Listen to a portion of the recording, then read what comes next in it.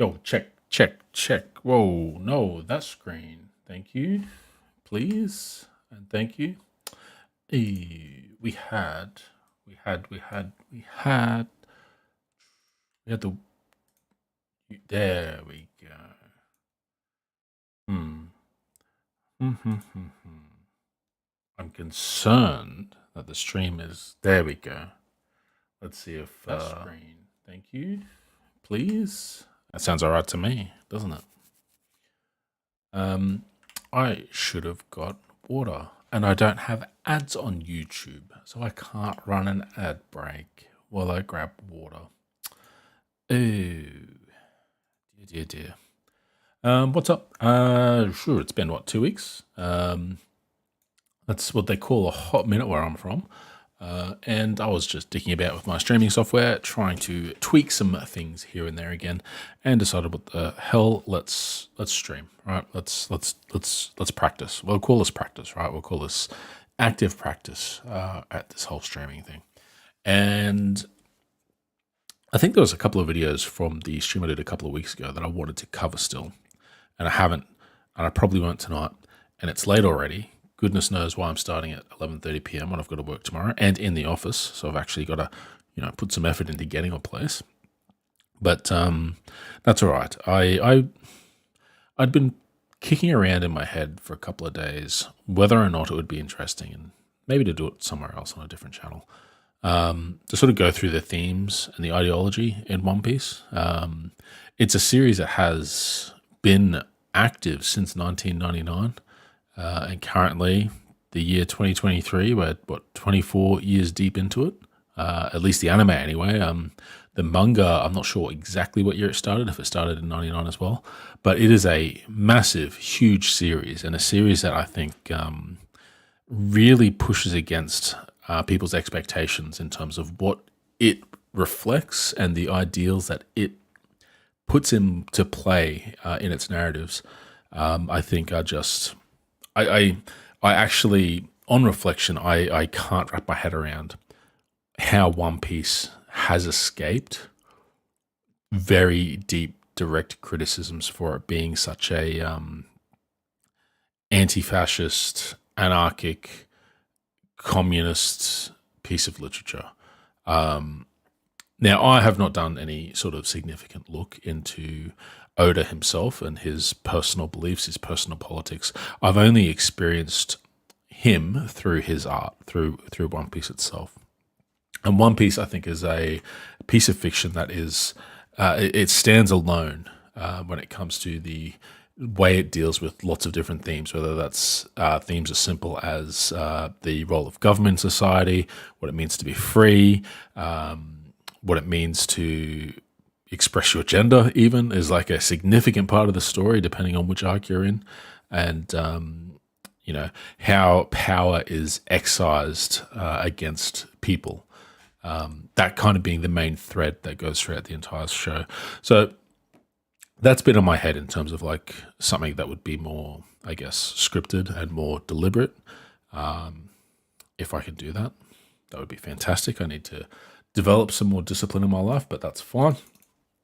But I thought today for a stream, for a bit of a fun stream, I do like sort of responding to anime stuff. There was always that Christians and anime. What was it? There was some documentary. I forget what it was called now. I actually paid I think $5 to watch it so I could sort of stream a response to it. And it was amazing. And that was a fun stream. So maybe we'll try and figure out some more ways to do this. Anyway, I think we'll start. So what we have here and what we're going to look at today is a video which I only did a very, very, very, very, very, very cursory look at. Enough to know that the person is dealing with the politics of One Piece, and they've got a very clickbaity title, that One Piece is not what you think. One Piece politics is not what you think, which is very interesting because I think the politics of One Piece are very, very, very clear, and not in any way subtle. So it'll be very interesting to see how they actually manage to subvert my expectations, or if this is just pure clickbait and it's going to turn out to waste my time. So we'll see how that goes. Hey, Gary, how's it going? World of Warships, man. I remember going through that phase. That sounds dismissive, but there was and I'm pretty sure they rerun the event. There was like is it Ken Colley? There was some anime where you can get like the waifu paint job on certain ships. And that may have attracted me to it at some point, but anyway, that's fine. Let's have a look at this. It was a good game. I did like how methodical it was. So you got to try and find the lead on the ships to sort of hit them instead of the very twitchy, fast-paced stuff of like games like Call of Duty and stuff. So it definitely was more of a thinking man's game, which is my polite way of saying that it is for people that are old with not the what you call it, the reflexes that some of the kids have playing Overwatch and stuff. So not saying that's why you're playing it, but that's certainly something that struck me about it. Anyway, let's have a look at this video. I probably don't need to be watching my YouTube stream. I probably should be using that stream. And look at that. I've got a chat box there. All right, let's get rid of that. Because we're not using that chat box anyway. Because I cannot... Has it changed? No, I still can't make that chat box big enough. All right, let's have a look. Let's see what it is. It's a short video, so hopefully I'm not going to be here for 2 hours or 1 hour and 50 minutes like a couple of weeks ago. But I'm curious. I skipped through just a little bit just to make sure it wasn't like a batshit crazy video. I haven't watched enough to know what their opinion is on the politics of One Piece. I saw a small bit where they're cagey about their personal bias, which, if I had to guess, I'm going to guess they lean a bit to the right, but we'll see. We'll see.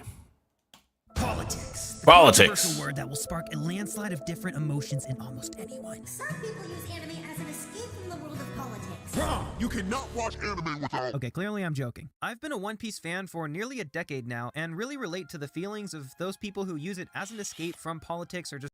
What is it? What is my... Does he beat my record? A decade. So what was that? That was 2013. I'm pretty sure I've been a fan of One Piece longer than that. So I am Senpai. So I will correct our friend here on any mistakes they have. I'm pretty sure I saw a Facebook post from 11 years ago when I was expressing One Piece opinions. The craziness of the world. But with a series such as One Piece, a series with heavy political undertones, I think that an examination of these themes can teach us a lot about real-world issues and how to better approach them. I believe One Piece is a great series that inspires empathy. I'm going to assume I don't get copyright strikes because this video is uploaded on YouTube, so I must be able to show the same scenes, right? As well as perspectives that some people might be more hesitant to engage with outside of the show. Also, I'm a nerd who's always wanted to do a political analysis on One Piece. Anyway, there may be a few viewers who will draw their own conclusions about me, but I'm going to try and stay away from my own personal politics. As someone with my own political perspective, I want to acknowledge that I absolutely carry certain biases, and they might slip out from time to time throughout the video, but I'm going to try and stay as objective as possible with my analysis. My recommendation to those that might have their... See, I have a problem initially with people that don't announce their bias, who say, I've got a bias, but I won't talk about it because I want to stay objective. The best way to be objective, in my opinion, is to state your bias openly and let people use that information to assess the information that you're providing or how you're presenting your information. Just my opinion. I tend to find that people say, look, I don't want to be biased, or I don't want to be political, I just want to talk about video games. They're less likely to identify their bias, in my opinion. Guard up is to analyze. Use my analysis as a tool for your own analysis to better strengthen your understanding of different topics, whatever your perspective may be on them. I'm going to be exploring topics that relate to many political issues and using my analysis to draw correlations. I'm no expert by any means, and I'm still a student and learning myself, so I'm totally open to input in the comments. All I ask is that you watch the full video before making any sort of judgment, or maybe... That's episode 1015. That's episode 1015. All right. Hopefully he doesn't go into too many One Piece spoilers. A decision to smash that subscribe button. I'm sure there will be some. I'm sure there'll be some specific correlations and why Oda could be a communist. Let's go ahead and break down the political and economic systems in One Piece. The world government in One Piece gives off the appearance of a cooperative effort between 50 different prolific kingdoms and the 5 Elder Stars, aka the Gorosei, that maintain the power balance of the world. They represent a small group of individuals known as the Celestial Dragons, aristocratic descendants of the original 20 monarchs who created this system 800 years ago. This also grants them inherited power to influence the world in whatever way they choose without interference from the 50 kingdoms. They will frequently manipulate information spread through the World News Organization, adhering to their political agenda, as well as promote propaganda for the different factions of power the world government controls. Alright, so let's paint a picture. 800 years ago. Okay, I could be picky with that description a little bit here and there, but no, that's fine. That's close enough. The world government serves the Celestial Dragons. The Celestial Dragons, they're in charge. It's basically a nation of former rulers that created one super ruling class. But yeah, okay. No, that's fine. Ago, 20 kingdoms each supplant a sword around an empty throne in their home atop the Red Line. This gesture was supposed to represent that no one person ruled the world. However, it's revealed later in the story that a single being has higher authority than the 5 elders. This person is known as Eam. We don't really know anything about this figure yet, but their existence turns what would be an aristocracy into a global monarchy, an authoritarian regime. Even though the 5 elders and Eam have the highest known authority, it's shown to us that the 50 kingdoms can still make world-changing decisions without their approval. But being a celestial— That is okay. That is incorrect. I think that is actually against the law of One Piece. The kingdoms that are part of the world government, so the kingdoms that have agreed to cooperate with the world government, who is the military might of the Celestial Dragons, they can make decisions to the extent that it doesn't impact the Celestial Dragons. At the end of the day, the Celestial Dragons still are the rulers. They still are the ruling class. So it'll be, I'm going to give them space. I'm going to give them some room to breathe and see if they bring in some other things. I think there's a few other very important aspects about this particular class and how they're depicted in One Piece. But come on. Breathe, boy. Let's go. In One Piece is the equivalent to being a god. The 50 kingdoms might have the power to influence the world's politics, but the Celestial Dragons have the power to influence the 50 kingdoms, as well as the other 170 kingdoms affiliated with the world government. We don't know the systems in which all of these different kingdoms operate, but the majority of the ones we do know of are ruled over by a royal bloodline, or rather a monarchy. There is an exception to that though, with Sakura Kingdom, once formerly known as Drum Island. Sultan, the king or president of that island, is currently the only known democratic leader that we know of. In conclusion, the political power structure of the world government is an authoritarian monarchy, with each subservient country implementing its own variation of monarchy, or in Drum Island's case, a republic. The main defensive wing of the world government, designed in a way to serve the wishes of the Celestial Dragons, is known— Okay. Defensive unit being the Marines. That's interesting. Interesting framing. Okay. as the Navy, or also known as the Marines. Because the Celestial Dragons are inherently corrupt, the Navy is also corrupt as a consequence. Our first demonstration of this is with Axe-Hand Morgan at the beginning of the series. Oda uses Kobe, someone who wants to join the Navy, as a narrative device to show the readers that the black and white idea of bad guys and good guys is not how the world works, and that there are systematic reasons behind every character's moral code, personal philosophy, and actions, all things that can grow and evolve over time. The Marines are responsible for much of the oppression that takes place in territories across the One Piece world. One example is the island of Ohara, which was destroyed— I think they're responsible for all of it. All right, okay.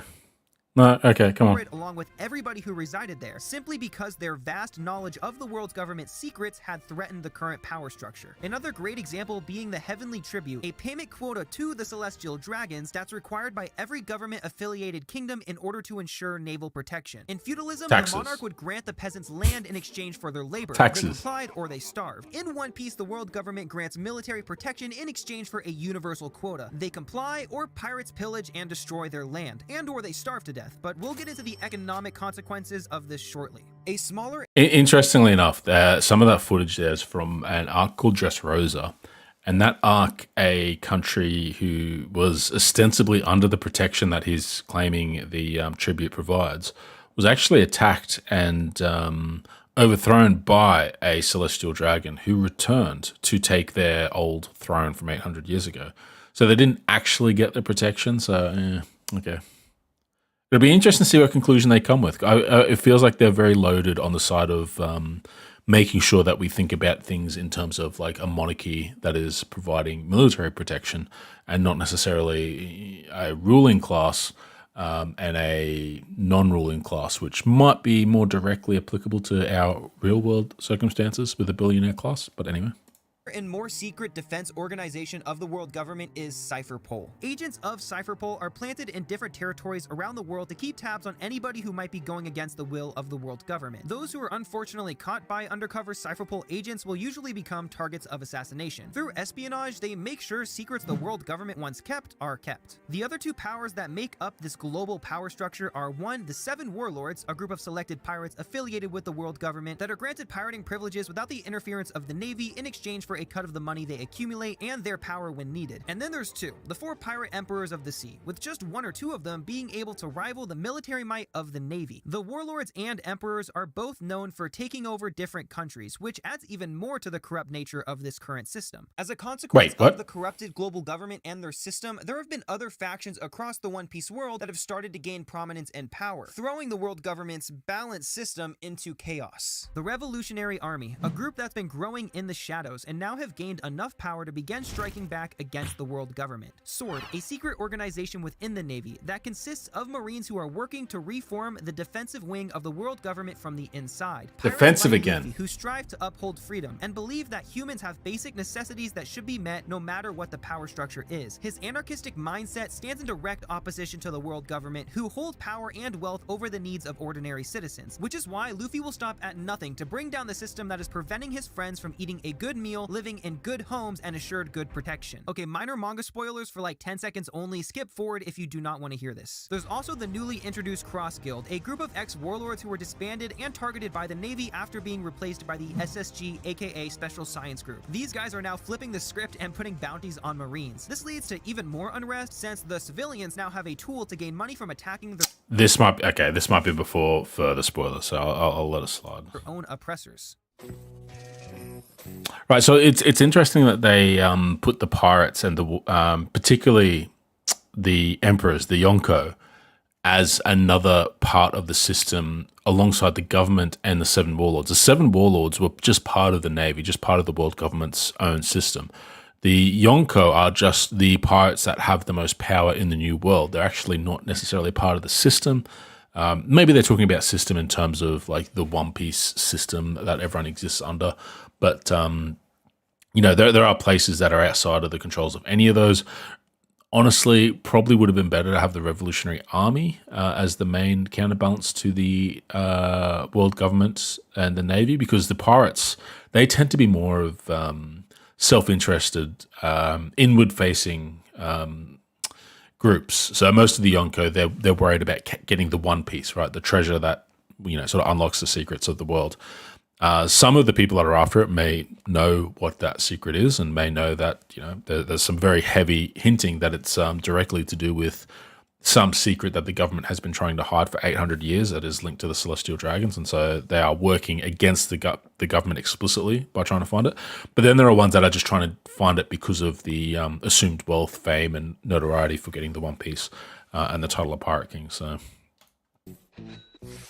Economic system is extremely unique in One Piece, being that there is a universal currency used from island to island and country to country. This currency in Japanese is known as Beti. Only islands detached from the global system have adopted their own currency, some of which being Skypiea, Totoland, Wano, and Amazon Lily. In a nutshell, each island still implements their own distribution of funds dependent on their economic structure. But the world government still acts as the ultimate accumulator and printer of the universal currency, giving them primary ownership over all the wealth in affiliated nations. Due to the isolated nature of the world's islands, a trade system is virtually non-existent, with only a few islands implementing it as a necessity. Water 7 being a great example. Countries are heavily reliant on producing and maintaining their own goods and services based on the resources they have in their respective territory. So when a country like Alabasta has a climate disaster that prevents harvests or water collection, the nation will inevitably fall into chaos. And since affiliated countries have to rely on the heavenly tribute to ensure protection from pillaging villagers, their wealth granted by production that could be used to better their own country is stolen by the celestial dragons, leaving many nations food insecure or unprotected. Countries that have much less wealth to offer, even if they're more abundant with other resources such as food, will have a much harder time meeting the quota. This unbalanced global economic system leaves an excess amount of unused wealth at the top, and a lack of wealth for the majority of different nations across the world. It's unique in the sense that it relies on a global currency, yet lacks the economic infrastructure to influence the accumulation of wealth in its affiliated nations. All of these countries are independent to create their own economic system, but are still dependent on that system to generate the necessary amount of wealth that the world government requires of them. The system feels a lot like what I would term global feudalism. Feudal in the sense that each country is granted protection by the military and land through the wealth they accumulate. In addition, I'm struggling with this, and part of it is because that the series as a whole spends very little, if any, time talking about the Heavenly Tribute and the effect it has on the economy of the various islands. And we know trade must exist, right? Because there's like newspapers are international. So like whoever's selling newspapers is not just located in a single island. They distribute those throughout the entire world. So when there's major events, there appears to be a single newspaper media source that will report on that thing wholesale. And then there's things like common technologies like the Den Mushis, which are basically like mobile phones, but they look like snails and stuff like that. So I'm not sure you can make the jump to sort of suggest that it's a feudal-based economy, because there are still things like shops. There's theme parks. There's like shopping centers in Fishman Island. People do travel, so there's no reason to believe that there isn't trade. The trade is harder because people need to be able to. No, there has to be trade because people can simply use Vivre cards or eternal poses to go back and forth between things. So I think they're just wrong. And pirates wouldn't necessarily exist if they couldn't plunder. Anyway. and all other surplus value not given to the world government can be put back into their own system. Because virtually all countries in the One Piece world are run by monarchies, the capitalist economic system, socialist economic system, and communist economic system are probably not organizations conceptualized yet by the people residing in it. However, that does not take away from the traits of capitalist, socialist, and communist ideology within characters and themes of the story, which is where I would like to lead this analysis. All right, let's go. Juicy. Correlations. Let's talk human conditioning, the process of accustoming a person to act a certain way or to accept certain circumstances. Prior to the recent surge of revolutionary optimism in the story, the normal citizens of the One Piece world have been conditioned to take the oppressive hand of the world government without second-guessing it. There are a multitude of reasons regarding why this lack of pushback exists. 1. Some nations still live decently under the rule of the world government, which correlates to a lack of Oh, that's okay. Interesting take. and an obliviousness towards those who suffer more, not by any fault of their own, but because of the system that they were born into. 2. Kingdoms across the One Piece world are systematically designed in a way that limits their knowledge and education, which correlates to a psychological disconnect from their material realities. 3. That's not true. Again, the media in One Piece is international. Like it is basically like it's newspapers, right? It's printing press levels. Like it is, yeah. Fear. Those who are more aware of the corrupt system, as well as their lack of power and influence as individuals, like those on Sabati, are also more prone to comply out of their fear of being starved or killed. The cause is the global system, and some of the effects are these reasons. This is the nature of authoritarianism. The more educated authoritarianism. the people are, the easier it is for the world government to take advantage and extract wealth and labor from them. So even though their lives could be better if everyone came together and struck back against the world government, as we are seeing now, this learned behavior, or rather conditioned behavior, led to a population of very subservient people. The understanding of conditioning as an analytical tool gives one the means of adequately understanding and addressing certain issues. It's a term I'm going to be using. So I don't think I don't think conditioning is the tool that they should have used here. I think the tool that they should have used here is propaganda. The tool is like, yeah, it's just down to propaganda, right? The idea that the navies, and like every Navy character that is a vice admiral or higher wears a jacket that has justice written on the back, and the Navy they claim that they are the ones that serve justice and protect justice in the world of One Piece, when the reality is that all they do is support the ruling class of Celestial Dragons. So, like, that in itself, that's a mode of propaganda where the police state is upheld by people that say they're doing justice, but all they're doing is maintaining the status quo. On top of that, one of the major things in One Piece is that there's 100 years of history that is missing. It's called the Void Century. So the elites in this case, in the world of One Piece, they've actually erased history to rob people of the knowledge that they might need to even know that they need to be fighting back or that they can fight back. And that includes knowledge of weapons that actually put the world government at risk. So there's stories as early as 15 years ago. So Enies Lobby and Water 7, that entire arc hinged around the idea that there were characters in the series that had the knowledge or had the understanding of ancient weapons that could threaten the world government in terms of military might. And we see that again in Fishman Island, and we see that again later on when they start to talk about what Roger found, the King of the Pirates, what he found at the end of the world. It is hands down like fascistic controlling propaganda. It is not just conditioning people with fear. It is literally sort of actively taking steps to suppress the truth and to influence people through, media. Which, where do we see that? We don't see that very far at all, which shouldn't be a surprise to anyone.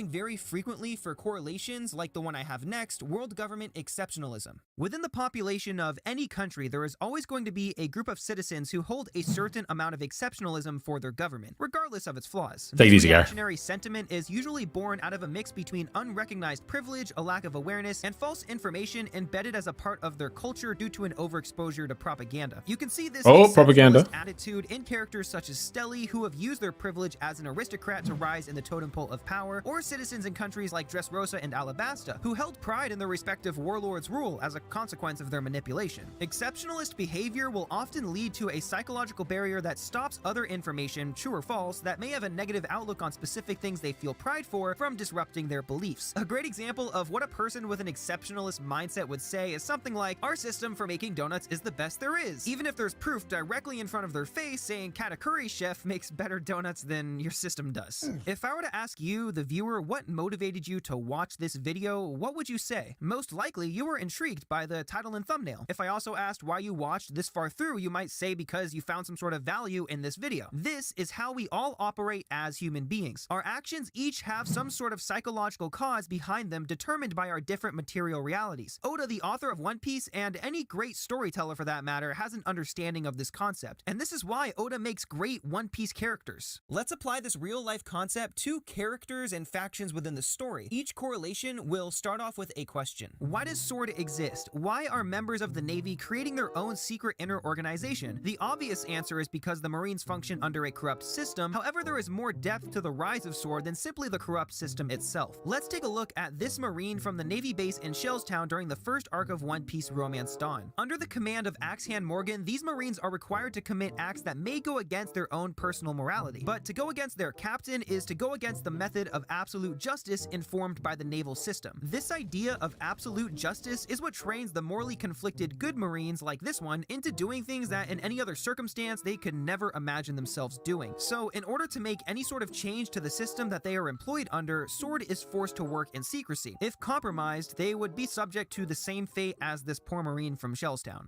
Why do revolutions happen? The French Revolution, the American Revolution, the Communist Revolution of Russia. These are all examples of a group of oppressed individuals who have gained enough influence or power to fight back against the hand that oppresses them. The basic essential needs for human survival boil down to just a few things: food, water, and shelter. Within a corrupt system that leads to a depletion of these basic needs, hides history, oppresses citizens, and has a huge disparity of wealth, you are going to have a lot of people who, given the opportunity, will want to fight back. But to simply want to fight back isn't enough to create change. History, as it's taught in the real world, will sometimes tend to glorify individuals as the sole reason for revolutionary outcomes, when that's just simply not the case. Revolutions only happen when those who are oppressed are able to unite as a collective, because the collective oppressed majority will always hold more power than the rich and powerful minority. A revolution succeeds through a step-by-step This is kind of a process, nothing. which is Like, why we go through I feel like they're not revolutionary really saying anything at the moment. which is why I haven't paused for a little while. Like, yeah, like if there's a corrupt system, you can't be overt until you have the power to change it. That was true for the Marines, and it's now true for like the populace as well. It's yeah. Army waging a full-scale war at the beginning of the series, despite their known opposition. The process in which revolution becomes viable is long and extremely strategic. You start from grassroots, organizing and creating factions in different parts of the corrupt system. Factions that focus on education, inspiring revolutionary... This is explicit in One Piece. So why is this video called One Piece Politics is Not What You Think? This is explicit so far. Optimism and demonstrating the value of the oppressed to the oppressors. Once the Revolutionary Party has galvanized enough people and creates a multifaceted structure that has a plan of action, the revolution can then commence. This is an extremely simplified way of explaining the complexity that comes with organizing a revolution, but you can still see clear examples of this all throughout One Piece. Alabasta, Wano, and even just Rosa, these are just some examples. What drove Arlong to oppressing Nami's hometown? What drove Hody Jones to reject his own kind and push for separation rather than integration? What terrible circumstances could drive an entire nation of people to flee in fear from the world above? This mentality conditioned into the people of the One Piece world have led to the enslavement and trafficking of the Fishman race. Due to being targeted by the world nobles and virtually every other faction of people, the Fishmen fled undersea, making it much more difficult for land dwellers to apprehend them. Unfortunately, there were still ways of traveling to their new home, Fishman Island, leaving the doors open for foreign aggression. Luckily, the Fishman people have been able to gain the protection of pirate emperors such as Whitebeard, Big Mom, and now Luffy. And as time passes, the racist sentiment among Fishmen is becoming more and more deprogrammed as they slowly integrate themselves into the world. Wait. But even if there's noticeable improvement... Wait. It's not about the Fishmen becoming deprogrammed. It's about the... It's happening, there still remains many serious issues. Fishmen on land are much more likely to be violently targeted, as we saw. Like, imagine if you spoke about a race that faces racist discrimination in Australia, and you said that them dealing with racism in society was them becoming deprogrammed. That's weird, man. That's a weird way to put it. Slavery still exists, and fishmen on the surface are still considered a commodity. Even though the Ryugu dynasty has incorporated themselves within the system that oppresses them, the real changes that they want are not changes the world government is ready to accept. This extremely slow and rugged pathway to change is not a path that sat right with many fishmen. Where figures such as Odahime wanted to petition for integration, you have other figures such as Fisher Tiger who wanted to bring the fight directly to them. Fisher Tiger was not a revolutionary, but he still was a man. Okay, so whether maybe they're not what you think part is the guy not really understanding some of the parts of One Piece. To say Fisher Tiger was not a revolutionary when Fisher Tiger is one of the only people in One Piece that we're aware of who has directly stood up to and attacked the Celestial Dragons. Like, he was a slave for the Celestial Dragons, and he climbed the fucking cliff to get to the Celestial Dragons and free slaves that were being held by the Celestial Dragons. To call him not a revolutionary, I think is pretty out there. Of action. In the golden age of piracy in the real world, being a pirate was one of the only ways of gaining wealth, power, and a feeling of freedom as a black person. This drive for adventure and freedom is something that Fisher Tiger embodied. During his incredible adventures as a pirate, he would free the slaves at the heart of the world from the Celestial Dragons. That wasn't as a pirate, that was as a slave. Fisher Tiger did that as a slave. Like, he didn't do that as a pirate. The whole point of his pirate group was that former slaves were able to find a place. The where is it? For adventure, pirate, he would free the Fisher Tiger. His tattoo here, right? This sun tattoo. The mark of a slave is this circle with I think it's 3 triangles, and like the Fisher Tiger pirates, the sun pirates, they modified that mark into a sun by branding over the top of the slave mark to help people put away their past as a slave. And not only that, members of his pirate group who were not slaves still took the mark, so it would become impossible to know who was and wasn't a slave at some point in their life, so that there was no distinction between people who were free and people who were freed. real strong dislike the way that Fisher Tiger's being depicted. Embodied. During his incredible adventures as a pirate, he would free the slaves at the heart of the world from the celestial dragons, only to become a slave himself and witness the true evil the world government still strives to uphold. Oda presents multiple different philosophical ideologies for Fishman characters, but the most important thing to consider is the motivations and conditions that drove these characters to think in the way that they do. Fisher Tiger, as good-intentioned as he was, still held so much hatred in his heart for humans, so much so that he allowed himself to die instead of accepting a human blood transfusion. Arlong saw himself and other fishmen as the superior race and would go on to subject humans in a part of the world that was weaker and easier to oppress. Arlong goes as far as to even make bribes with the local navy in order to keep Nami as a slave. And Hody Jones, someone who was a product of an environment ignored by the Ryugu dynasty, grew up with hatred for humans despite never experiencing direct subjugation himself. He only knew of the sentiment carried by fishmen he lived with. His hatred would lead him to killing his own queen, the only person fighting ants. This is really shallow. Like the whole point of the Fishman arc was the idea of generational bigotry, like generational xenophobia, generational hatred.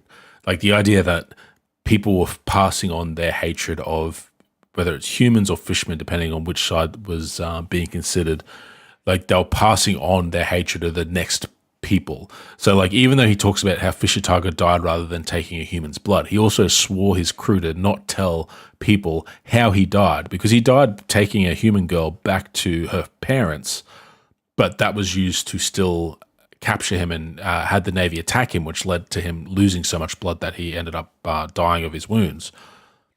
While he couldn't forgive humans, he understood the need for forgiveness and that it had to happen over generations, not over individuals. So it wasn't the position that it was reasonable for individuals to let go of the pain and the trauma that they suffered under some level of systemic oppression, but it was their job to not pass it on to the next generation.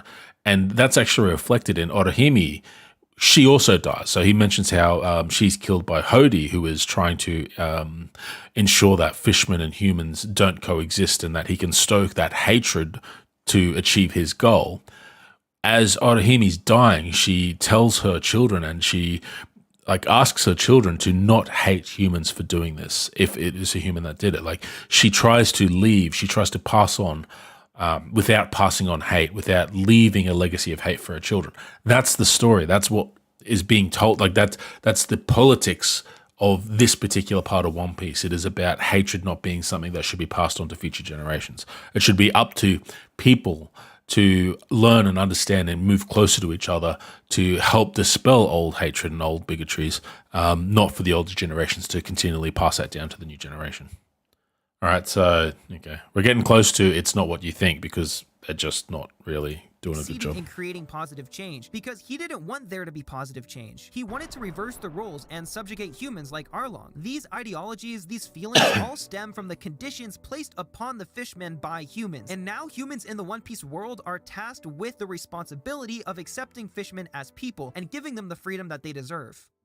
It's actually both, right? Because, and this is one of the really good things with One Piece, when they deal with these issues that can be very sort of divisive, particularly in like political spaces, like whether it's things like, racism and, whose responsibility is it like to fix the problem? Is it white people as the people who historically have colonized the world? Is it our responsibility to, be the ones that take action? Or is it the indigenous people, or is it black people in America that need to get over like always we sort of have this polarization where there's a focus on whose responsibility is it to affix change to move forward in society.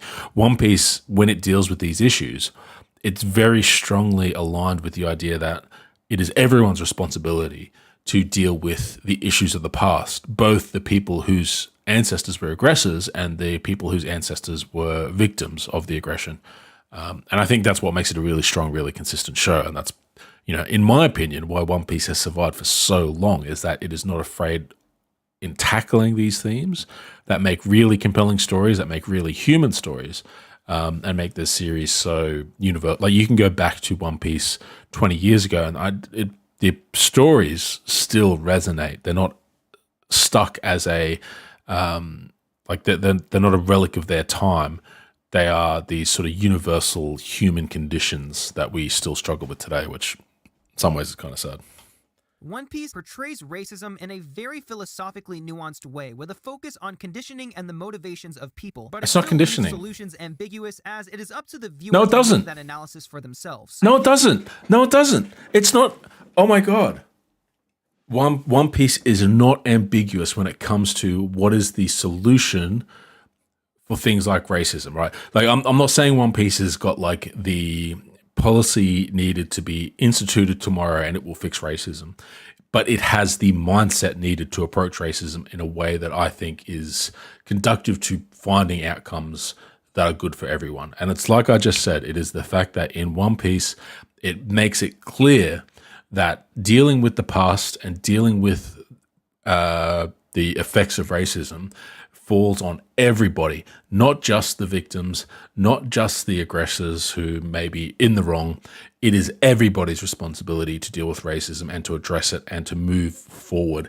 And in particular, we shouldn't pass on our biases and our bigotries to the new generation. Like, that is explicit. Like, I don't know how you can get more explicit than that. Like, it even looks at prescribing directly how the fishermen will work with the council at Reverie. Like, they will participate in the world government's coalition of kingdoms that work together to try and move forward slowly, but move forward nonetheless. To say it's ambiguous, pretty crazy. Yeah, all right. I think that it's important to Here's the juicy recognize that stuff. racism as it pertains to issues is much more complex than in the story of One Piece. It's definitely not a guidebook on larger systemic issues, but it sets the groundwork for deeper evaluation and understanding, which I think are both. I wonder if they've watched. Okay, they've clearly watched One Piece. It would be mean for me to be like, oh, have they even watched One Piece? Let's be really clear, right? Like, Fishman Island's one arc in One Piece. And it is not the only arc that deals with some of these very clear issues that stem from racism as a whole, right? We can go back and we can look at, for example, the Skypiea, right? Skypiea is actually an arc that deals with explicitly the question of what do we do about colonialism? And the really interesting way that Oda sort of facilitates this, I guess, thought experiment about how colonialism can be redressed is by ensuring that the people who were colonized are the people who are actually acting as the colonizer. So in Skypiea, for example, the island of Jaya, half of that island gets shot up into the sky, and it gets shot up into the clouds, and it ends up attaching to a cloud island, which is where another group of people live. Now, that half of Jaya, which is now in the sky, because it came from, the land of, sea level, it came up with earth and plants and iron and minerals and all these resources that were scarce in Cloud Islands in the world of One Piece. And so that land became really valuable. And the people in Skypiea that were on the cloud part of the island, they entered this new land that had appeared in their island, and they took control of it from the indigenous people of Jaya, who were displaced and ended up in Sky Island and Skypiea themselves. And so that started a long and brutal conflict between the people of Jaya and the Skypians over resources. And to me, it's a really interesting intersection where we think of colonialization, but like the people who were colonized in the sense that we think of colonization are the people who actually moved, like they're the ones that intruded on the land of the Skypians, but they're the victims of colonialization because they're the ones displaced from their tribal heritage. And like, to me, that's a really interesting way of framing it, because at the end of the day, it's impossible to distinguish between, well, what is Jaya, what is Skypiea, and do you desegregate the people? Do colonizers have to, there's colonizers in One Piece, they can't leave. They can't go back to like where they come from. You can't decolonize Skypiea because that is where the colonizers, that is where they're from. It's the Jaya people who are, I don't know how to describe them, but they're the ones whose home has moved there. So like there is no solution where you can separate the groups. They need to integrate. They need to, and it's very similar to what we see today with countries like Australia, countries like Africa, countries like India. Maybe not India so much, but countries where like the colonized and the colonizers are no longer at a point where they can desegregate or they can segregate back into decolonization through Europeans go home, for example. Like, where do I go? Do I go back to Tonga, but I'm white? But then do I go back to England, but then I've got Tongan in me, but then I was born in like that? That's not a problem that can be solved that way. And One Piece shows us that that can't be solved. It's a problem that can't be fixed by simple means of just everyone split back up and go back to where you started and let's start it from there. It is, no, we need to learn to trust each other. We need to learn to find a way to work together. Now, Skypiea obviously doesn't show us that solution in terms of real world, this is how it would work, but it gives us the ideological results of, okay, well, how should we think about how we work together and how we respect both, the indigenous people on the land that we find ourselves, while also understanding that this is still the land that I was born in. Like, I'm still an Australian as well, so we need to find a way to balance those two things. And there's tension there, and there can be competing interests in some cases, but the solution isn't for one of us to leave. The solution is for us to find ways to respect each other. And that's what happens in Skypiea. Both very important lessons to learn. Okay, so I came across this Reddit thread while researching topics for this. Really weird. I'm going to guess already, I can see lots of bourgeoisie there, that this person is conflating communism in the thread. This person is going to be conflating communism with socialism, and that the creator in this video is going to make that same conflation. So I'll deal with their arguments. I'm not going to worry about their labels so much, but we'll see how they go. Video, which tries to draw correlations between One Piece and communism. Although the analysis is extremely well thought out and thorough, I think there is some room for criticism and further analysis. Straight off the bat, I just want to say my I hope you feel the same about your video. I do. Is no. I don't believe Oda is a Marxist, and I don't really think it's possible to confidently draw this conclusion based on the world that he's created. You can absolutely draw correlations between elements of the One Piece story and free healthcare on the ship that Luffy sails on. Luffy believes everyone should be free. Free food. Sanji's big on feeding people and not charging them. Anyway. And the ideas of Karl Marx, who I should also add seems to be the inspirational figure for this member of the Gorosei. However, I think the correlations made fail to consider Oda's use of feudalism, ideology, and the lack of capitalist and communist economics within the world of One Piece. Let's go ahead and take a look at the arguments. I'm not going to dive incredibly deep into Karl Marx's theory of economics, but to give an understanding to those who might not know much about Marx's Come on. Out of 10, how well are they going to do? theory, he is more known for his critique of the capitalist organization of the economy. A part of his critique included how the capitalist system divides people by two distinct classes, respectively termed the bourgeoisie, the ruling class, and the proletariat, the working class. The writer mentions how the celestial dragons are comparable to the ruling class, while the working class would be the average working citizen of One Piece. I actually agree with the idea that the world government in One Piece is a bourgeoisie government, but despite living in the shadow of a much bigger legal and economic system, these countries still implement feudal forms of economics, further alienating the worker from their means of production. So as bad as the world... That is hands down not true, right? Because capital still exists in the world of One Piece. I think they fundamentally misunderstand what it means to have a feudal economic system versus a capitalist economic system. Because there are business, like Galila is like a company, right? The newspaper exists as a company. You have things like theme parks, you have things like chain stores, you have things like mermaid cafes. Like there's clear instances of capital being used to make money, not just labor. Yeah. World government is, the world of One Piece hasn't even made the transition into considering democracy as Marx would define it. But I think the more important thing to keep in mind here is that the story's central focus does not revolve around its economics. Although Oda may incorporate class consciousness and understanding Marxist theory, though, is to not get caught up with just the economics.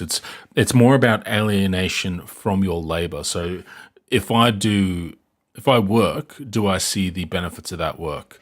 And in One Piece, there's a lot of people that don't see the benefits of their work that are abused. But yeah. Class struggle as it pertains to the global system, the solution to it focuses on the ideology of freedom and independence, and that no one central force can rule the world. A concept that's I swear to God, if he suggests that Luffy, who wants to be king of the pirates, is about freedom, in terms of like no governance, no structure, like, see, this is the thing, right? When people want to say Luffy's an anarchist, that Luffy is just believes in freedom above all else, they, to me, are misguided about what freedom is to Luffy and how Luffy himself sees freedom. So, Luffy, for example, one of the things that one of his quotes that I like quite a lot is when he explains how he doesn't want to be a hero, because if he's a hero and someone's hungry, he has to give them meat, but he wants the meat, so he doesn't want to give them the meat. He wants to keep the meat, and so that's why he wants to be a pirate. And even then, like, he wants to be king of the pirates. Now, obviously, king is not like a position that's recognized or anything, but if you are king of the pirates, there is a hierarchy there that you are participating in, where through power and through fame, infamy, and through deeds, you have authority. Further to that, like Luffy himself, as has been noted in this video, he doesn't go and depose of monarchies. He tends to depose of bad monarchies. So like Luffy will make a distinction between a good king and a bad king. So he will remove Crocodile, he will remove Don Flamenco, he'll remove Kaido, but he will still replace them with characters that he sees as good. And this is one of the interesting things where I think a lot of analysis falls down in terms of like, well, Luffy is deposing kings, and so therefore he's an anarchist, but like he's still replacing them with power structures. But Luffy doesn't see monarchies as bad. He says he sees bad people as bad, and he doesn't really link it with the system of governance that he's facing. I don't think he'd have a big. I don't think he'd have a lot to say about monarchies versus democracies. But yeah.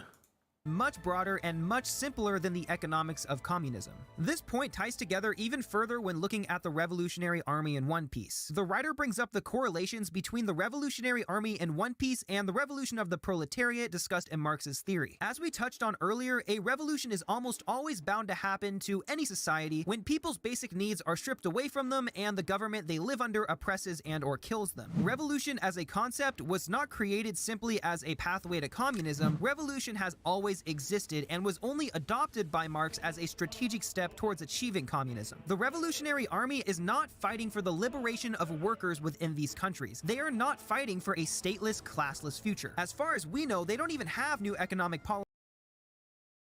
Marxism, as far as I understand it, is not about a classless, stateless future. Like, that's actually running into anarchism, if you're looking at the stateless part as well. Yeah, let him cook. Policies they plan to implement after toppling the world government. What they are fighting for is an end to the global dominion that oppresses all nations of the world, giving Fascism. every country its independence. The revolution in One Piece is centered more on the ideology of the series we previously discussed, rather than the proletarians of the series achieving any sort of true democracy. Okay, so what the heck is dialectical materialism, and Oh, no. was Oda inspired by it? The Oh no. Oh no. Oh, theory God. states that historical and political events are a result of the conflict of social forces and are interpretable as a series of contradictions and their solutions. To make the theory a bit more digestible, here's a couple of One Piece examples. The revolutionary koala, who was once a slave deprived of basic human needs due to the political system, eventually makes the decision to join the Revolutionary Army. Her decision to join came from her time Look how as a stacked slave, she and her is. time as That a is- slave came is that as a fan art? consequence of the system. Is that even allowed on YouTube? Anyway.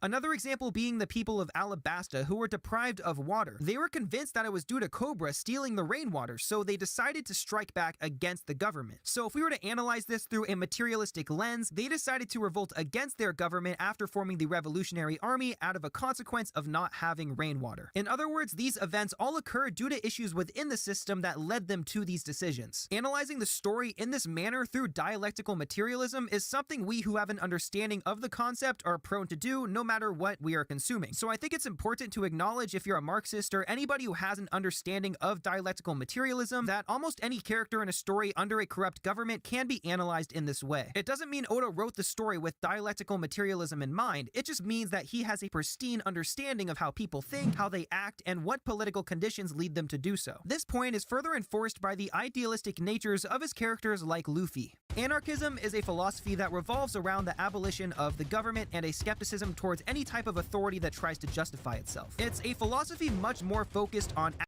Luffy has never, ever expressed an intent to overthrow the government. He just wants to be free. He doesn't care what other people... Anyway.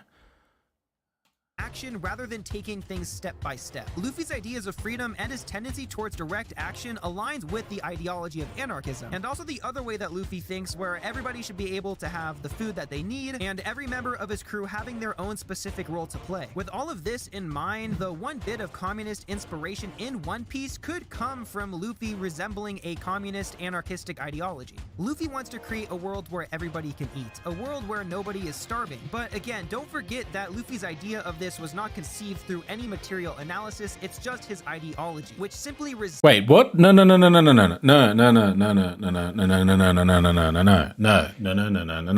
When Luffy's a child, there's a whole arc called Grey Terminal, where Luffy is exposed to the class divide between the bourgeoisie and the proletariat in oh crap. Is it just called Grey Terminal? Yeah, Grey Terminal, right? Like, he basically grows up with mountain bandits, and the closest town essentially is divided in two, where there is essentially just a tip that people live in who have nothing because they weren't born into status. And then there is the town with these huge walls that the people who are outside the walls can't pass through, but nobles, they live inside the walls, and they live a life of excess luxury and comfort, while people outside sort of struggle to survive and starve and are treated like trash, basically. And this actually all comes to a head when one of the Celestial Dragons, one of the ruling class, decides to visit Grey Terminal. And in order to make sure they make a good impression, the nobles decide that they are going to trap the people in Grey Terminal outside and burn them to death, because the poor people outside would be an affront to the Celestial Dragons. Now, that is explicitly a story about class warfare, which is something that Marx does talk about in reference to the proletariat's struggles against the bourgeoisie.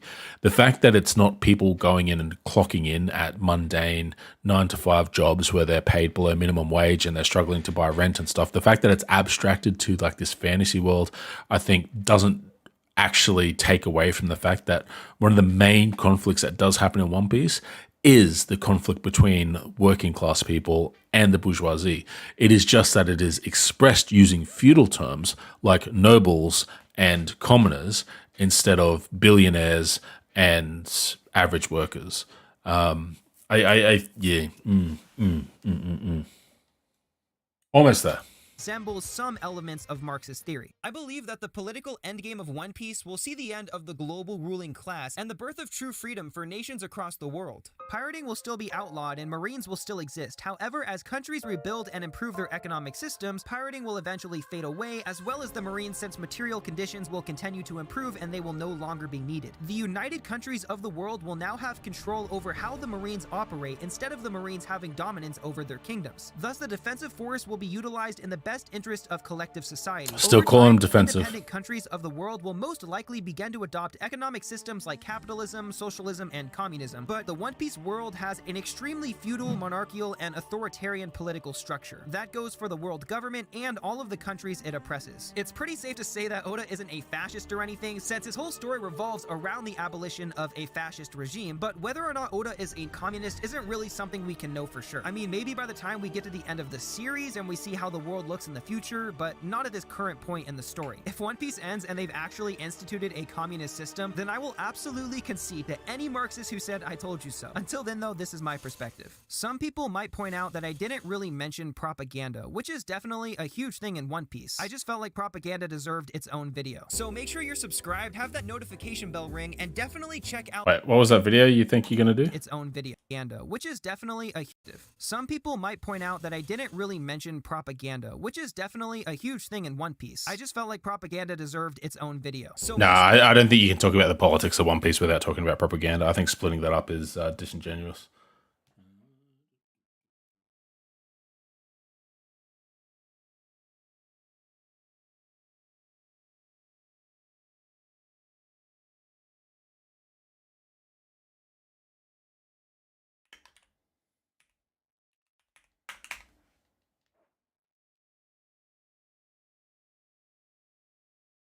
So I guess like it's disingenuous to sort of necessarily say this is fact. But one thing I will say is that in Oda's, like there are pictures of Oda's study, like where he works, where he has pictures of Che Guevara, a Marxist revolutionary. So that's not evidence by itself, but I think it's relevant to a video that wants to sort of try and suggest that One Piece is not inspired by Marxist ideas. Probably what is most disingenuous is the idea that they want to try and conflate it with communism directly. Like, so communism is a specific arrangement of Marxist ideology. It's not the only way it's expressed or the only way it can be expressed. I think if you wanted to prove that socialism is not part of the DNA of One Piece, you'd probably want to start with something a bit more broader. I wonder if they linked to that article. Reddit thread, here we go. We love a good Reddit thread.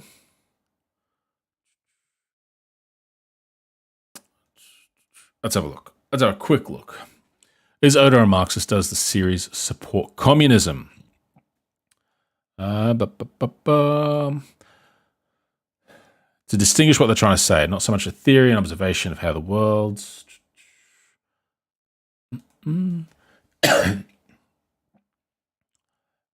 See, again, we've got the issue of communist being conflated with socialism. Like, and socialism is like sort of the Marxist expression in the modern world.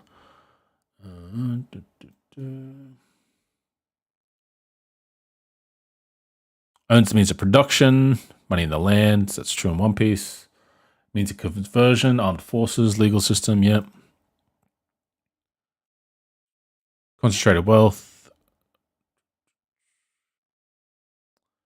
The petite bourgeoisie.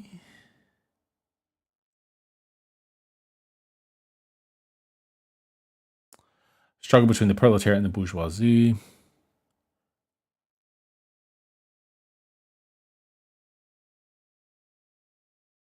Yeah, so it's broad, but I think it's broad in a way that is more compelling than sort of the counterpoints in that video.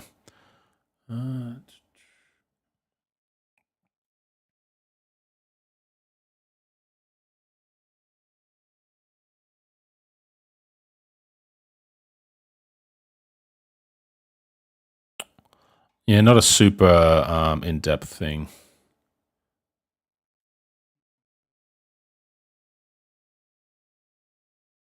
Look at that. Top upvote, only 13 upvotes. But yeah, bad connotation through to people who don't actually know what that entails.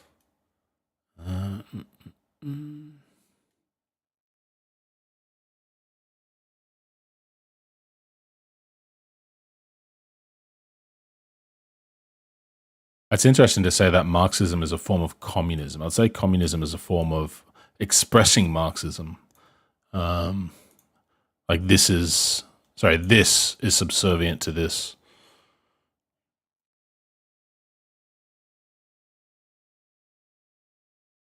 Ah, look.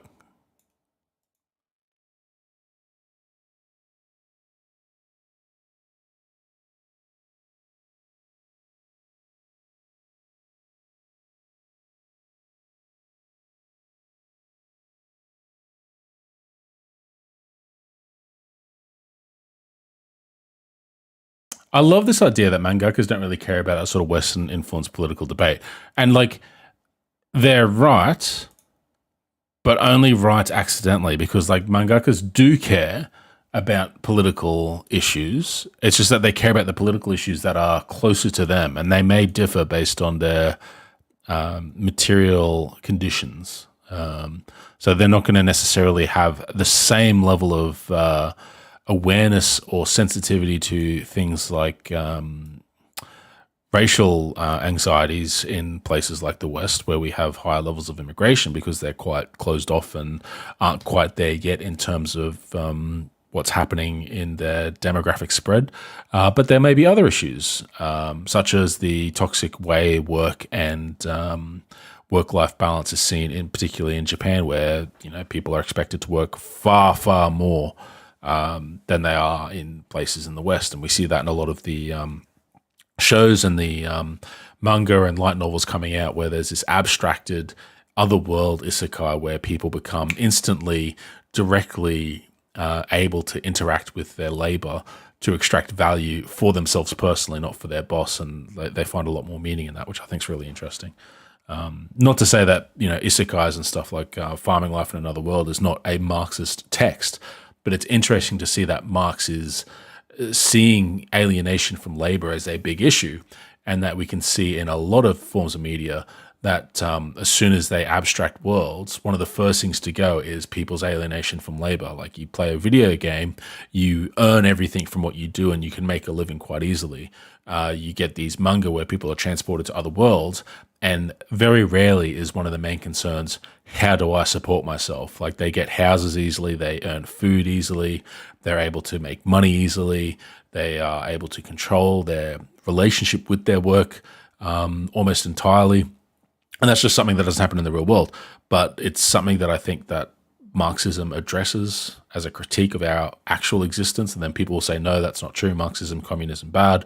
But then when we see people expressing in media, suddenly it's not bad. As long as you don't call it Marxism, as long as you don't call it socialism, people will agree with you. You see it in video games even, where people will call out, toxic monetization practices. Like, capitalism is explicitly the extraction of wealth from people through selling capitalized products. So when you get IPs that become annualized, like FIFA, and then have microtransactions added on top of that to ensure that the capitalist is able to extract maximum value from their capital holding, in this case a video game, suddenly that's like anti-consumer. It's like, no, that's capitalism.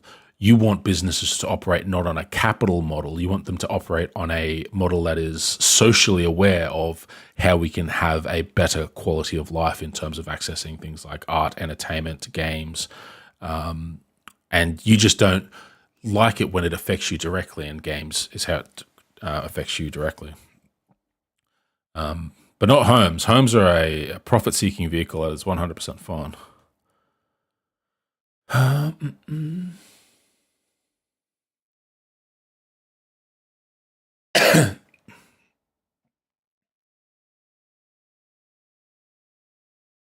Oh, Japan's like a massively conservative country. That's God, people have got such a weird. I know this is 5 years old, so maybe they've grown up. Yeah, 5 years. The presence of the Revolutionary Army is ambiguous. They're definitely not ambiguous at the moment.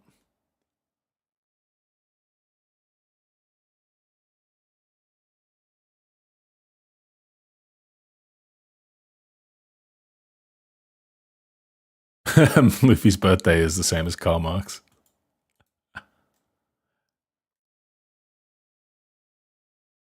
I actually remember reading that. Mikhail Gorbachev.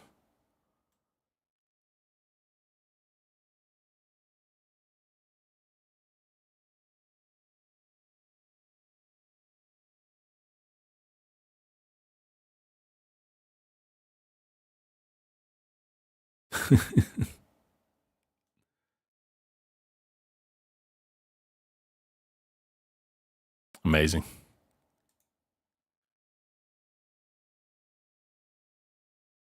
Nice links, Twitter. Reddit.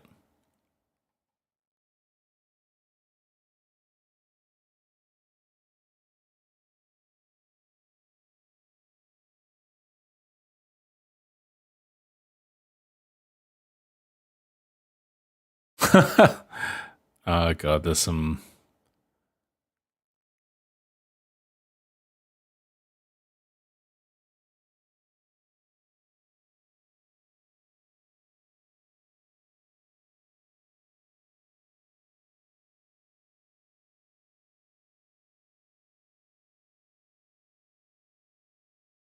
All right, well, I'm going to end stream because this didn't go well. Anyway, that's fine. That's fine. I'm going to go to bed anyway. It was mostly practice. We'll call it practice there.